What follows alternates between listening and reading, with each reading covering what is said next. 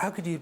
I mean, looking back now on that album, Drama, how would you? What's your view about it? How would you sum it up now, if you kind of put it on today? I'm actually very proud of it. I think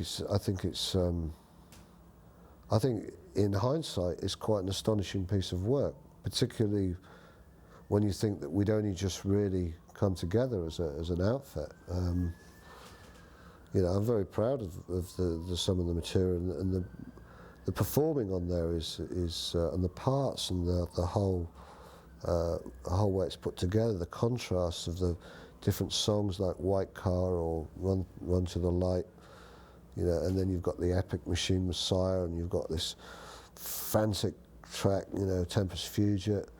Yeah, it was actually, you know, I think we definitely had something right with that album. Certainly the chemistry of those involved was definitely working.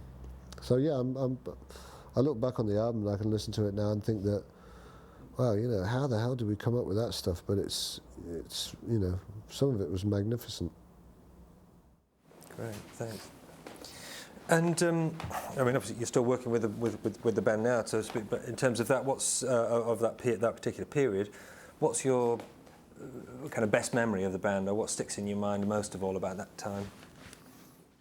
Well, I think being on, I mean, as memories go, Yes was, in some ways it was a stepping stone, but I think it was a real privilege to play with a band that was so revered, I think.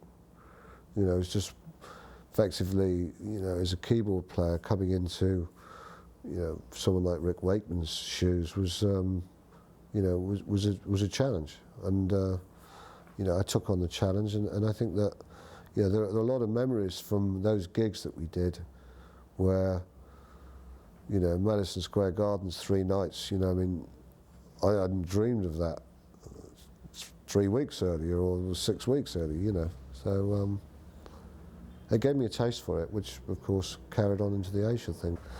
Now, I think a band like Yes survives for as long as it has, with the various lineup changes, because it's basically bigger than all the elements that make it up.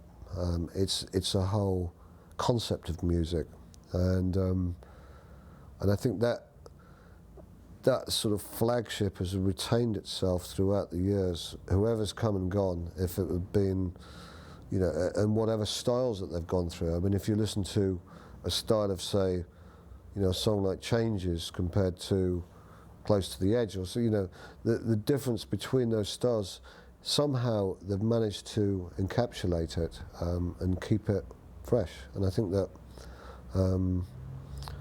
I think Yes will always be around. I think that it's a way of life, and you know, you go and see a Yes show in America, and you'll see, you know, generations of people still following the group.